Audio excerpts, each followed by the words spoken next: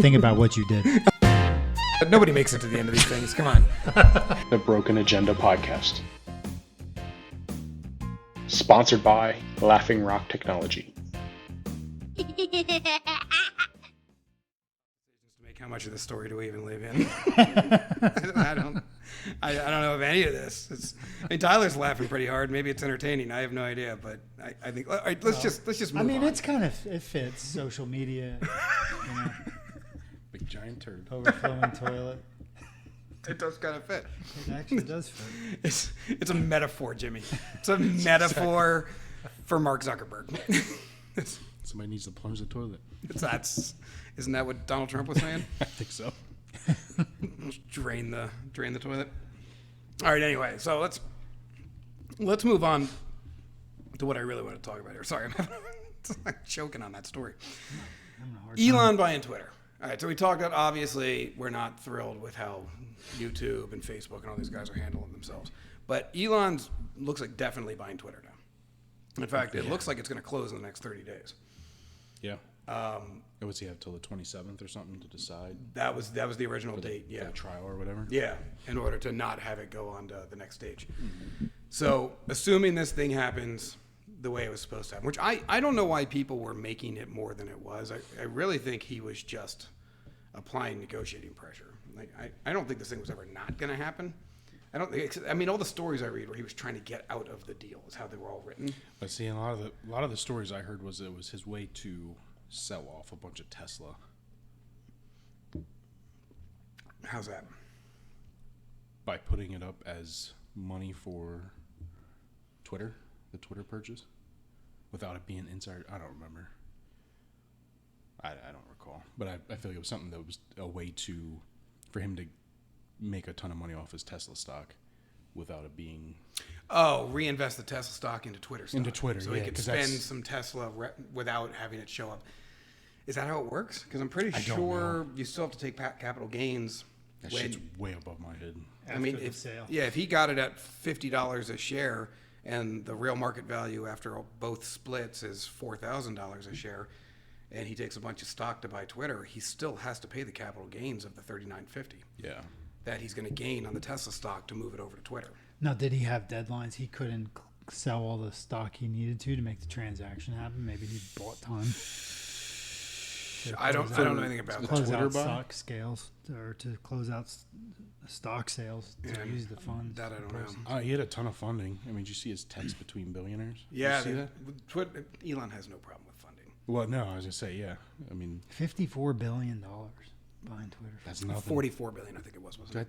$54 a share. Yeah. $44 billion total purchase price. He had, like, Larry Page was committed to, like, $15 billion or something. Yeah. So well, I mean...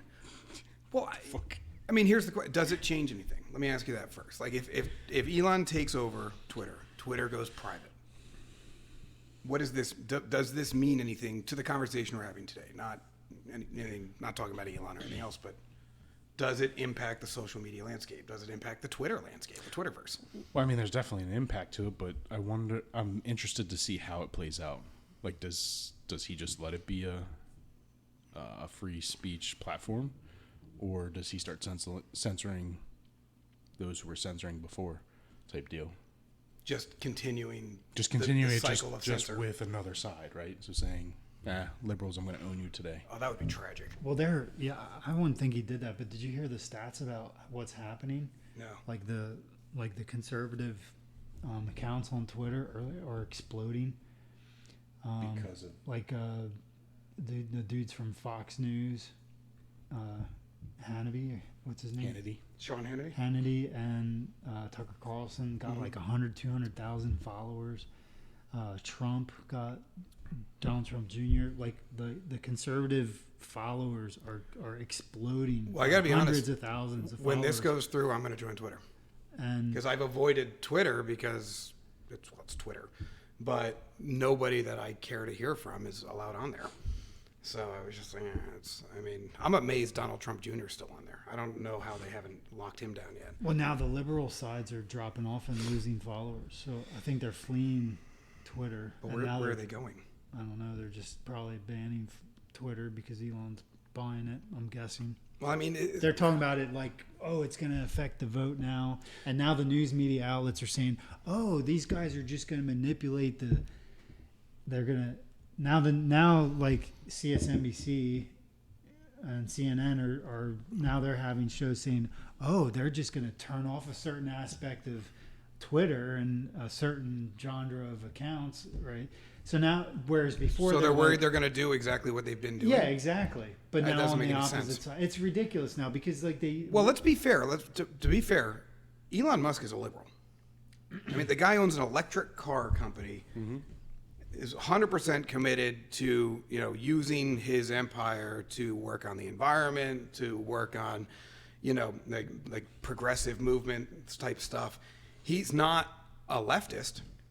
Right. But he is definitely, he's not a Republican. Like, this is not a guy who's going to GOP meetings and banging the drum. I mean, I would say in this climate, he is probably the closest thing you're going to find to a moderate. I mean, Yeah, he's the one that said, he put out that post that one time where he said, I'm a left. yes, Like I'm now I never moved. Yeah, And the yeah. left ran to the left and the Republicans Yeah, stayed where they were, exactly. and he ended up on the right side of the line, not by anything he did, just because the left left him. Well, I mean, Tulsi Gabbard, she just left the Democratic Party. And Oh, really? She formally left the Democratic Party, and in her leaving on her podcast, it was scathing. But she essentially said, she goes, I don't even understand what these people stand for anymore. She goes, but it definitely does not align with anything I stand for. And this is a congressional representative from Hawaii, one of the most liberal states in the country. But she's like, this is not America. I like Tulsi Gabbard. I like Tulsi Gabbard too. I would have voted for her even if she was a Democrat. That's a Democrat I'd vote for. Well, she's not a Democrat anymore, but I had said that 4 years. But maybe 2 that's years ago. why I would have voted for her because now she's. Well, she's like a Kennedy Democrat. Like, she was in the military. No. She cares about defense. She cares about individual liberty. She cares about the Constitution. But, she's also out there picking up trash on a beach every weekend and, proposing social legislation and stuff like that. So she's not, she's not some right winger, but she's definitely not some left winger. And what she's saying is, I don't even have anything in common with the Democratic Party anymore. Because it used to be I was lockstep, a staple of the party. Now, she goes, I have nothing to talk about at dinner parties. She's like, the stuff they're talking about makes no sense to me. So, Yeah. and I think that was a huge loss for the Democratic Party, first of all, because I think she was one of the last true voices of reason.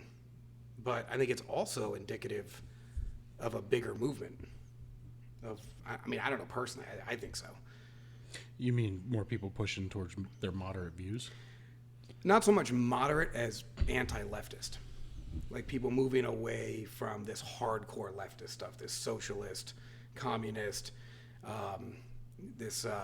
there are no facts, nothing is real, this postmodern concept of reality, Yeah. where you are whatever you think you are. Nothing can be quantified, nothing can be verified. Like that whole concept that seems to dominate the left right now, where if you think you're a man, you're a man. If you think you're a cat, you're a cat. Which I wish I was joking, but nobody thinks they're I an know. idiot. It's you're right. Nobody does think they're an idiot. I think we're all idiots at this point. We're all getting dumber every single day. So I feel like I just read an article about a kid who gets to identify as a cat at school. well, there are a lot. There are furries. They're getting him in a litter box. No. Hold Isn't on. a furry completely different than just being a cat?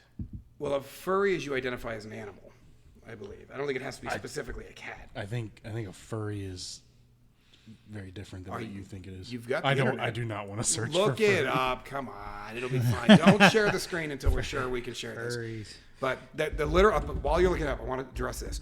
I have looked tirelessly. There is not a single verified instance of a litter box going in a school bathroom. Really? From what I can tell, that seems to be an invented Well, scenario. that really makes me happy. I couldn't. There may be, but I couldn't find one. Like I was looking for. Did anybody I really interview hope that doesn't janitors? Did happen. anybody interview like people that have to clean the litter? Somebody's got to clean the litter boxes, right? So somebody's gonna be pissed about this. Like some dude who's like, I can't believe I got to do See, this. if I was a janitor, I might do it just to be a smartass.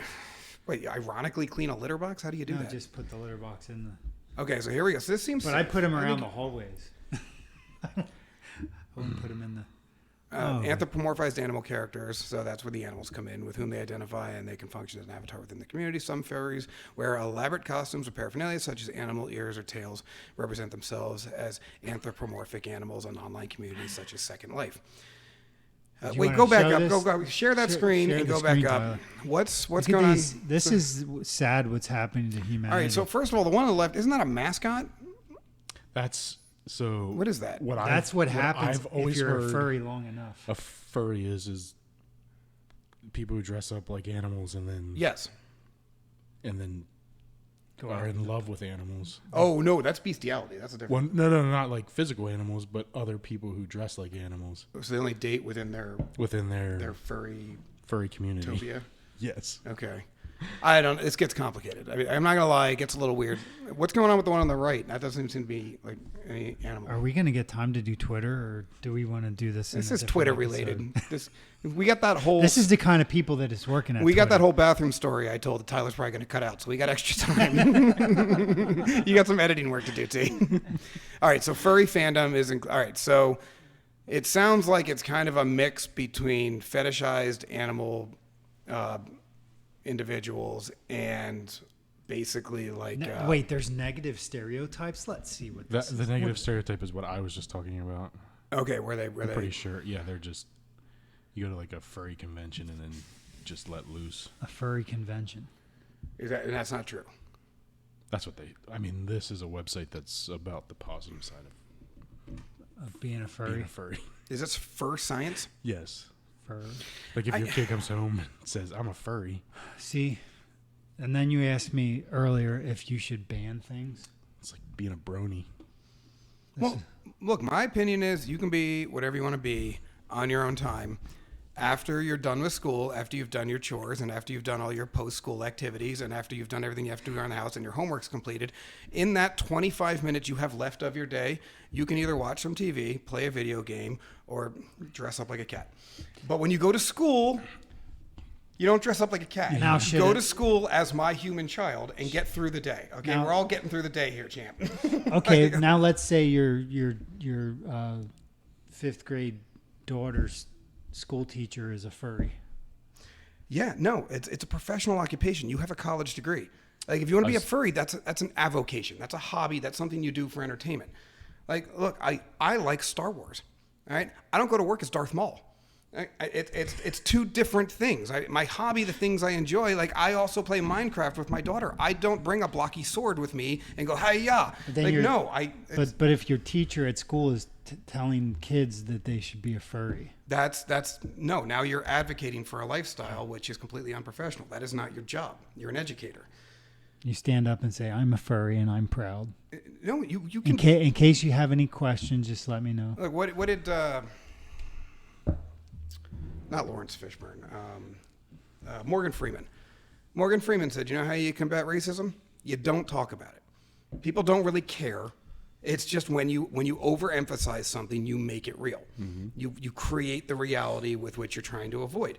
When you overemphasize any type of subsect of the population, you make it real. It's not real because it's real. It's real because you make it real. There are obviously this is a very strong community that takes interest in these things, and that's fine. And when you get through the stuff you have to do, when you're done with school, because you have to go to school, right? When you get through that, and when you're out of work and everything else, if you find a way to incorporate this as a regular part of your life, or maybe even find a job where this is part of your job, I don't know. Go work for Disney, put on a duck costume. I don't really know what would fill the I niche. guess there is no difference really when you think about it. But at the end of the right? day, like either find a way to live the lifestyle you want to live, or you have to do it in your spare time like everybody else. I mean, I love to golf, right? I don't golf in the office.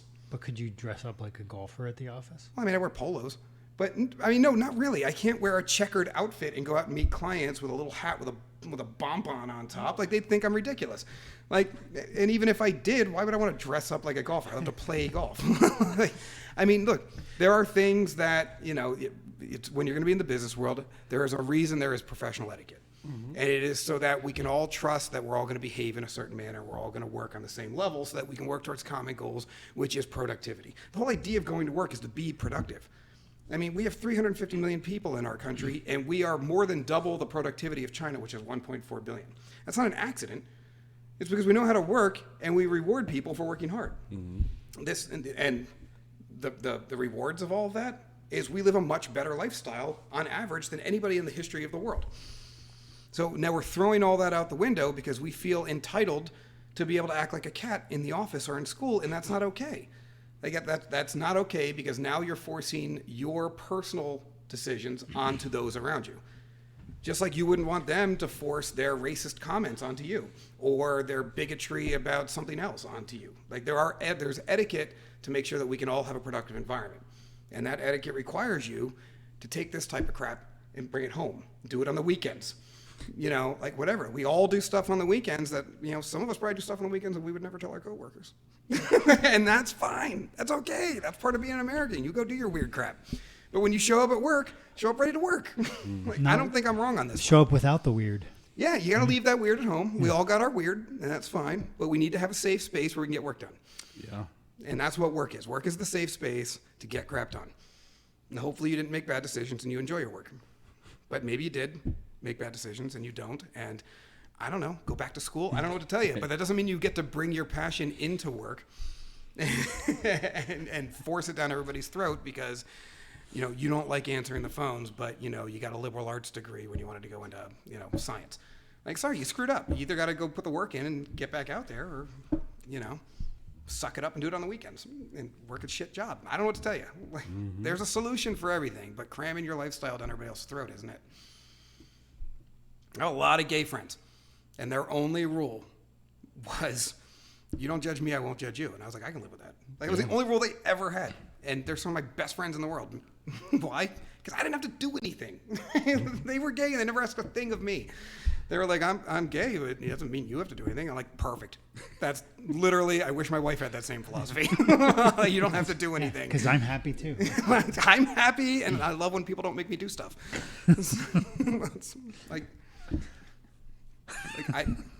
But here, now you have to do stuff. You have to act a certain way. You have to use the right words.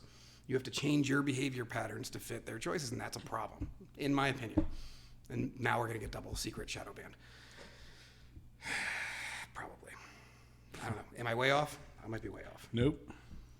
I'm just riding this until the Fed's over. I got a lawyer on retainer. Let's do this. Might as well get that money out of him eventually. All right, so how did we get on furries? I have no idea. All right. Somehow we landed there. Nobody's going to watch this episode. Thank God.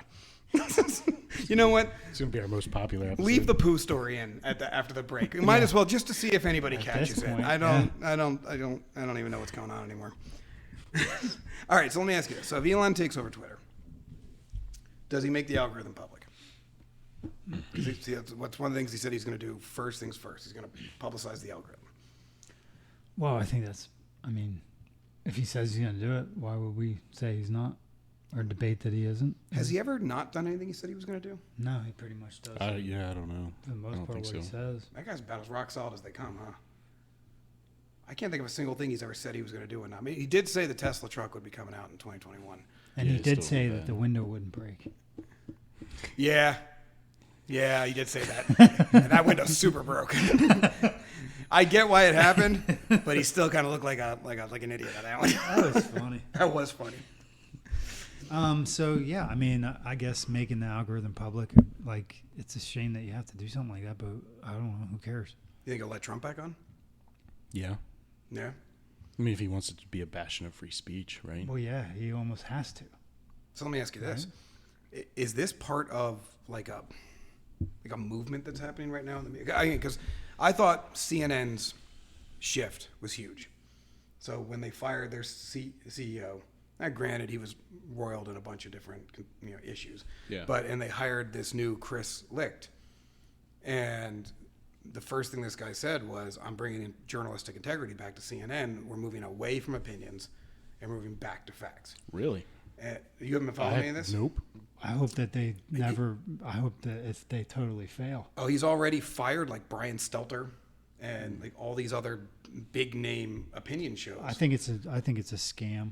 You think so? I think they're dying, and they made a last ditch effort, and I don't think the guy should have took the job. That's what CNN always was, though, right? I used to watch CNN because I'll never ever watch CNN. They didn't again. have. I mean, yeah. 20 years ago, they were the shit. There was a point where I just stopped because it was like, all right, this is just way too. Well, it was around politicized. 2010 or so where they Yeah. stopped telling me what was going on and started telling me what to think. Yep. Yeah, I don't think you even try to save them. I don't think anybody should even step in and try to save them. I think the ship needs to go down. But I will say you've got reporters. The reporter who was their White House correspondent quit because apparently the changes he's making, and he's telling them they can't. And I guess there's another woman who literally made her career out of bashing Trump, who recently was very, very critical of a Biden speech, who had never said anything negative about Biden since he'd been elected. And and what they're saying is that came down from him. He's like, look, you cannot avoid talking about how bad this speech was. If you're going to present it fairly, present it fairly.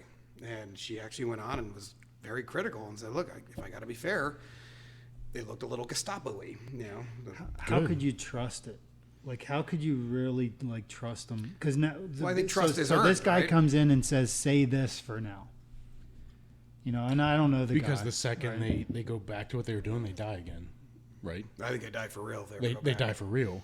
But this is a good thing because if this works and pans out, then you're changing media. Yeah, and he's not a conservative. He's not, I don't know if he's a liberal or not. He's not a conservative. He's just, he wants facts back in the news. This is literally what we've been asking for how I long? think he's spot on. Yeah. I think this is what everybody's starved for. I don't want them to die. I want them to succeed. With Absolutely. This. 100%. MSNBC is clearly as hard left as you can get. I mean, That's what it always no- was. MSNBC was hard left. Fox was hard right. Yes, And you absolutely. had CNN in the middle. And That CNN was in the middle, and then it went pretty hard left. Yeah, it went Like, it was very not that hard far left. off from MSNBC. I mean, they were kind of telling the same stories. Mm-hmm. And there's been nothing. There's been no journalistic integrity in the United States for at least half a decade. I'd say closer to 10 years. Yeah, But easily. Nobody's been telling facts. Nobody's been investigating stories. You know, hell, for 4 years there, all they did was wake up, rub the eye crusties out of their eyes, check their Twitter feed for what Donald Trump said, and then talked about that all day. They didn't even go into the office. They just sat there in pajamas and ragged on Donald Trump. It was the easiest 4 years in the history of journalism. Why do you want to see him succeed, though? Because they're bringing fact-based reporting back Yes. instead of Yeah, opinion-based but reporting. new entities are coming up that they had their chance. Not with the name recognition that CNN has. And not only that, but who? Epoch Times. Epoch's good, but Again, how no many name people? recognition. No name recognition, and nobody who watches the mainstream media will ever read that. I don't watch the I mean, mainstream I media. guess if I've read it I once. guess if people are too That's it. stupid that they haven't figured out. No, it's not too stupid. I think that's a hard line to make because now you're lumping people into a category. But think about it this way: you're 70 years old. All right, you grew up in the 50s, 60s, and 70s. Those are your formative years. All right, you had radio and you had television. That was it. There was no internet. There was no other way in the newspaper. Yeah. Now the newspaper is dying, but they still read the newspaper. They try to keep it alive. Radio, is radio. People still. I listen to the radio. Listen to talk radio. And then there's TV, and they still watch the same TV programs because they trust them because they have name 'Cause you recognition. and they were truthful and factual back then. And they refuse to believe they're not. It's not 60 Minutes, NBC Nightly News, CBS News. Like, these are things you can rely on. They're trusted. Tom Brokaw was on them. That guy was a rock star. You can't go wrong. Like, and you're not gonna shake that mentality. I mean, these people have lived almost a century on this planet trusting that they're right. You're not going to tell them Epoch News is what they should go to. Well, yeah, but They're gonna those tell you you're a but, hipster. but those people are on the way out, so it doesn't really matter if the Are they? CNN survives. Because my brother's in his 40s and he watches CNN and MSNBC. I say we're sitting here and we're the kind that go out and look, but most people turn on the TV. It's the Go to same the thing. channel that's there. They have to People watch recognize a the name. lot of TV. They don't take the time to find the different news sources or all that stuff. It's what's on my TV. Yeah. Because that's where it's always come from. That story- You want a CNN to go back fact based because then you immediately legitimize all these other sources, right? If And- they're reporting the same thing as a CNN, then they've automatically legitimized themselves. And you're tamping down the effect of Fox and MSNBC. Exactly. Yeah. Like MSNBC and Fox can't go off the. And Fox goes off the rails. Like, Yeah. But people are like, "Oh, I only trust what comes from Fox." I'm like, really? I've seen some shady stuff on Fox. Fox just makes you mad. They're Like I can't watch any news outlet Yeah. except for like I prefer to follow like select people that are reviewing and giving an opinion on what was reported. I'd rather do that because half the time that's comes across just in a much more soothing manner, so I can choose the people I want to follow that want to. Right. And I think if you find the people that tell you what's going on in the way you like I like analytics. So I don't want somebody to tell me what to think. I want somebody to give me all the facts and break it down for me. And most likely I'm going to come to the same conclusion they're coming to, because of the way they gave me the facts. Mm-hmm. But I can go and verify them. They're giving me sources. They're giving me numbers. I don't think you get that in a lot of these shows. You get a lot of talking heads yelling in platitudes. Mm-hmm. And it's real loose. But then we're still I feel like leaving the power of the media in the hands of a few, like it has been, is obviously proven to be dangerous. Well, so I think that's over. I mean, the largest private media organization in the world is the Blaze Media, owned by Glenn Beck. I mean, there's never been anything that big that's privately owned in the history of the world. That's not because Glenn is that great. I like Glenn, don't get me wrong. It's because there is an entire segment of the population that doesn't trust the mainstream media anymore. You've already got an entire segment that's left. You're talking about the Epoch News. Newsmax came up out of nowhere and is one of the. I think it's Newsmax. Yeah. Are they bigger than Fox yet? Or they're not? They're close. Yeah. I mean, you've got Huffington Post. You've got the Drudge Report. You've got all of these independent news organizations that are all peppering the internet and the radio. I mean, I still listen to talk radio. I mean, that's still a thing. It's still around. So I think you've got a lot of news diversification now. That's not going to reconsolidate anytime soon because you've got way too many individualized concepts going on simultaneously right now. But I think what Tyler's saying is bringing one of the ones we lost that people trust, but maybe don't trust anymore, back into the fold and get them back to what I think that brings a lot of legitimacy back. I think we can build on that. Mm-hmm. You can build on the legitimacy of CNN. Other networks can. They can become the cornerstone of news again in the United States. They're the only ones that can do it. Nobody's ever going to trust the Blaze Media. They're going to assume they're hardcore right-wing. Right-wing, yeah, exactly. And nobody's ever going to trust the Huffington Post because they're going to assume they're hardcore left-wing. MSNBC can never claim to be unbiased. They can bring as many conservative commentators as they want. It would never matter. Doesn't work. Nobody would ever buy it. And Fox can never claim to be liberal. Yep. Nobody would ever buy it. They would just lose their following. Mm-hmm. Somebody on the left is ever going to watch Fox and be like, they've really come around. No, it's not going to happen. Just like MSNBC. CNN's the only one that can pull it off. Fox makes me madder than I think any news channel. Like I feel like they fuel the fire worse.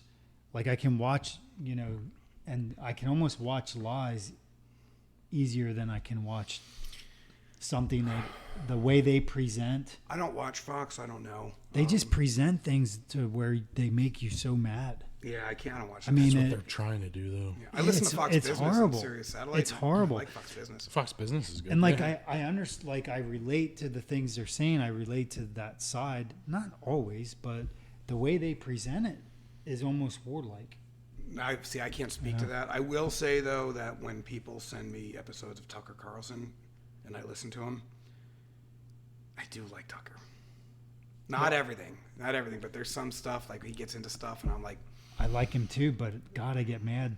I get really, really mad when I listen to him, and I don't get mad at him. I just get mad at the because he's system. bringing. Well, I mean, it depends. Is he getting you amped up? Because sometimes he's getting you amped up, and I don't like when he does that. Or is he bringing up things that you're pissed are happening, which I think happens a lot. Like I don't like Sean Hannity.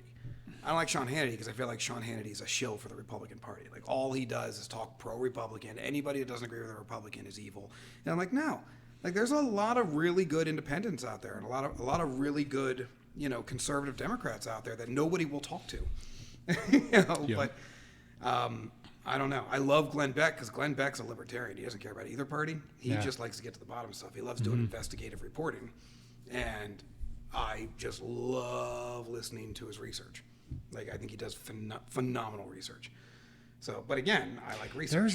There's another guy that I found that was actually a liberal Oh man, I can't remember his name. I probably have it in a note somewhere, so I'll bring it up later. Okay. Well, we're technically out of time, depending on what you're editing. Already, we didn't even do the Twitter thing. We talked about Twitter for 20 minutes. Dude, there's so much happening with Twitter.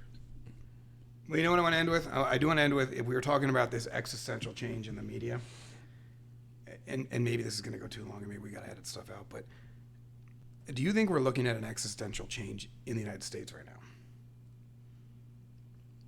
Or do you think we're just kind of rolling forward? Can you define existential?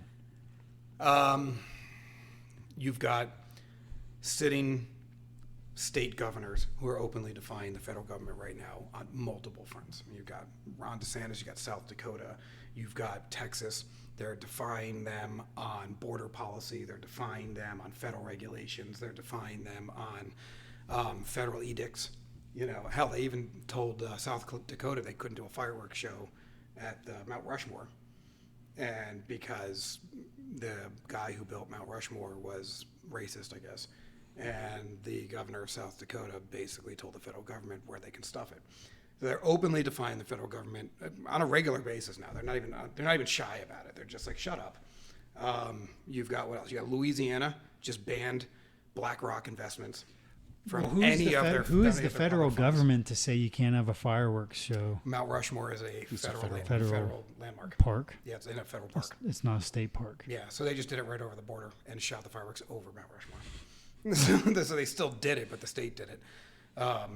You know, you've got. So they didn't essentially break the law then. Even if they did, you know, they're doing it now. I mean, they're not. No, they're not breaking the law, and this is important. They're not breaking the law. They're thumbing their nose at basically the intent. So technically, there's nothing illegal with putting a bunch of migrants on a bus and shipping them up to New York or Martha's Vineyard or Washington, D.C. That's not illegal. It's Biden's policy is to release them back into the United States once they've been processed, pending court dates. All they're doing is saying, we'll release you back into the United States, but a different part. They're getting them to sign off on waivers. They're telling them where they're going. They're sending them to sanctuary cities so they know there's going to be services for them. Mm-hmm. Like, if anything, they're much better off. And they said it was like inhumane for sending them up there, right? You're a sanctuary city. They said something really stupid. Well, yeah. So okay, so now that you've now, what is the real question now? Are we seeing an existential change in the United States? I mean, we're seeing this. I mean, defying ESG and BlackRock is global defiance. That's not just federal.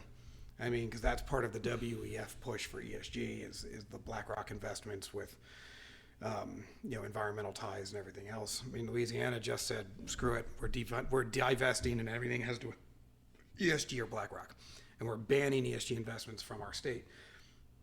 Texas said they're going to follow suit, which Texas, I mean, they have a massive budget. I think they're the second largest budget in the country, right? Mm-hmm. Florida, DeSantis is looking at doing it as well, which they're like the fifth largest economy in the country. You got a bunch of states that are basically saying we're just going to ban it. We're going to ban it on a state level and take us to court. You know, we're going to. You know, it's great when you agree. You know, but it's like if you think about like, you know, the whole insight. Yeah. No, it really is. It is. When you agree with what's happening, it's good. But so like, you know, if you look at like divide and conquer, you know, I'm looking at it like, is this just another thing that the way they're trying to break up the United States? Are they just trying to turn the states against the federal government just to break us up? Honestly, that's kind of what I think is happening. It's funny you said that because I just saw a video clip this past weekend or late last week from a comedian who made the point that our problems don't exist on a left-right axis. No, they do not. They exist on a top elite down. Versus non-elite. Yep. And it was the thing that finally clicked in my brain for all the shit that I've been like, there's something fucked here. It's not left-right. Yeah, but the real problem here they're making you think it is, and then you're like, they drop the mouse in the cage for two snakes to fight over and say, yeah, you fight over that while we do this back here. And that's the problem. The real problem, though, is that you've got buy-in. Well, yeah. And I don't know where that came from. Actually, I do. I mean, my theory on that is they've been selling the buy-in in the public schools for 40 years. Which, raising a generation of people that believe this stuff as fact, whether or not it is. I have to say, I was proud. My son came home. They're doing constitutional studies right now in 4th grade. Nice. And it's actually good constitutional studies. Like, not the, like, let's hide the ones we don't like type. It's the full Constitution. I would argue the Constitution was the greatest document ever written in the history of the world. Oh, yeah. 100%. Behind maybe the Bible. But, I mean, if you think about the world before the United States, it was horrific. It was and to find one place where you could live as a normal person and it wasn't a horrific lifestyle. It was horrific. Like let's flip it around for a second. Let's say that the states were pushing, like all this woke agenda, and they were defying the federal government that was trying to stop it. You know what I mean? And then ask us the same. Now we ask ourselves the same question: how do we, with I'd like to see it again because, what I see happening, because I agree with the path. Yeah, we'll never forget, though, there's been a ton of psychological studies on this. People are far more motivated by losing than they are by winning. So when you agree, you become less motivated. You become more complacent. You become the winner. And the people you disagree with become motivated. So that is always the concern about when you realize that things are going the way you agree with, is what is your incentive to stay involved? And what is your incentive to not have things go right back to the way they were? And that's where we all have personal accountability here to kind of fix things on a permanent level. Well, yeah, but now what's going to happen? So now you have all the states that are openly defying the federal government, right? Okay, fine. They're taking a stance I believe in. But then what happens when those states start getting taken over and then they're defying the government because they want to because now they're taken over by who? Yeah. Well, the agenda. Okay, so now let's say a liberal agenda. Well, if you lose a state to the agenda, the only way you lose a state to an agenda is if you vote in representatives that vote for that agenda. And at that point, you've lost the people. And at that point, it's not an agenda, it's the will of the people. This is the thing we have to remember here, is the United States of America. It is not the federalization of the states that make up a country. So the states are essentially independent organizations that agree to certain federalizations. But the states have their own autonomy. If they start allowing the agenda to take them over, like California and New York and some of these states, I feel bad for Illinois. Because, Illinois, with the exception of a pocket in the top middle, is pretty damn reasonable. But Chicago dictates that entire state. But, once that happens, once you allow that to happen in your state, it's indistinguishable between the will of the people and, a state being taken over by an agenda. I mean, at what point does an agenda not just become what you actually wanted? Maybe you didn't want it. There's a lot of people in California that don't want the crazy crap that's going on in San Francisco and LA. I mean, holy crap. I mean, they're releasing violent offenders on the street with no cash bail. And they're doing wild stuff right now that is horrible. And they're going on repeat offending. They just released a convicted child rapist who raped 13 kids. They cut a sentence in half. And they sent him out at only a level 1 sex offender registry, which means that he doesn't have to notify neighbors. 13 kids, like 12, 13-year-old girls. They're just releasing people into the street. The people of California who do not live in LA, San Francisco, in these big cities, there's a lot of them that don't want this, but they're not the majority. Like, there's a reason why California has been hard left for a long time. It's because,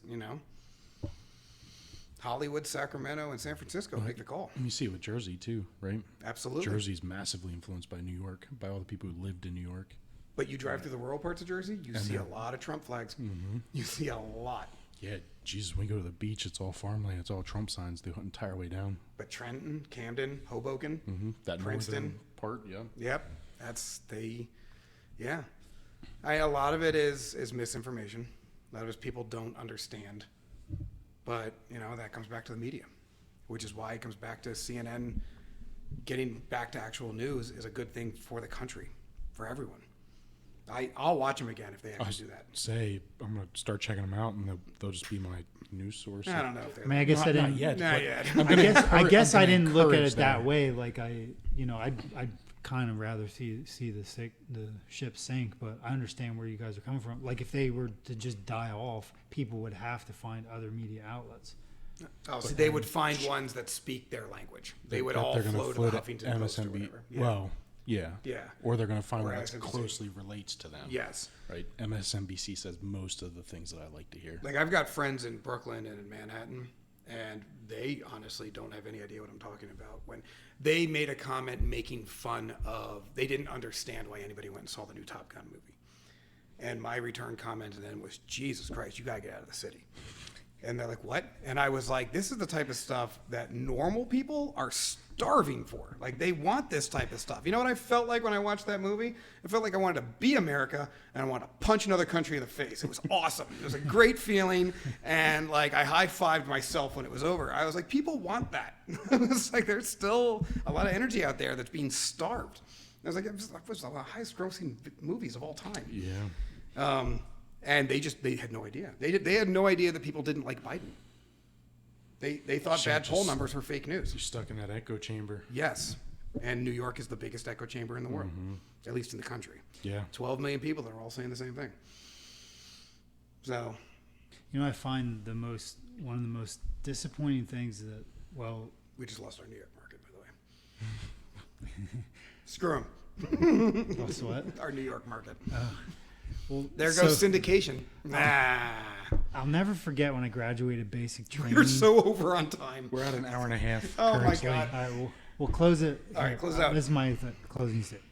So when I graduated basic training, and like we stood up to honor the flag, like they played the song "Proud to be an American," and like when I looked at the flag, like how good I felt about like what I did, like it really was like a proud moment. And now when I go to soccer games and we got to stand and we got to look at the flag, It's annoying. I'm disgusted. Oh, no. I put my hand over my heart, and I'm like, no. I was like, I Now, still believe it. I I'll tell you what, I read that- have to tell myself that it's about the people that died for the freedoms. But man, No, it's about what the flag still represents. The flag hasn't changed. The flag still represents everything it represents. And we're going through a time. We're going through a time, but it's all the more reason to stand with your back straight and your hand over your heart and your chin high. Because if anything, they need us now to stand tall more than ever. It was real easy to stand tall, in 2002, when everybody was standing tall. Yeah. Like now, when you've got people from within trying to tear down the legacy of everything that's been built by people's blood, sweat, and tears, now's when somebody might yell at you for standing tall and taking your hat off. And you know what? Now's the time we should be most proud. It's good words. I'm just saying. I'm going to take it to heart. I'm going to take it in the neck. I will say honestly, it's hard. Read. I know it's a kid's book. And I apologize, but read the Tuttle Twins' American History. The title. I actually got choked up at the end of that book. It was the end of the book takes place on the 4th of July. I'm not going to ruin it for you. No spoilers here. But I'm literally sitting there reading a kid's book to my daughter, and I'm like, I'm doing that guy thing where I like reached around my head, I had a hiccup. and I wiped away the tear because I didn't want her to see. I was like, this is like an emotional ending to a book. I was like, this is really well done. Like it was. So I don't know if you love America, read that book. There's a second one coming out. I can't wait to read it. But all right, let's wrap this baloney show up. Guys, thank you. I actually really enjoyed this show. I thought it was going to be a hot mess. A legitimate shit show. This was a At least legitimate that shit show. Middle half hour. Yeah, we got to figure out what to do in editing. So thank you, Jimmy. Don't edit. Don't edit. I'm kind of thinking the same thing. Thank you, T. Thank you, everybody. Please don't judge us on this episode. Have a great night. The Broken Agenda Podcast. Sponsored by Laughing Rock Technology.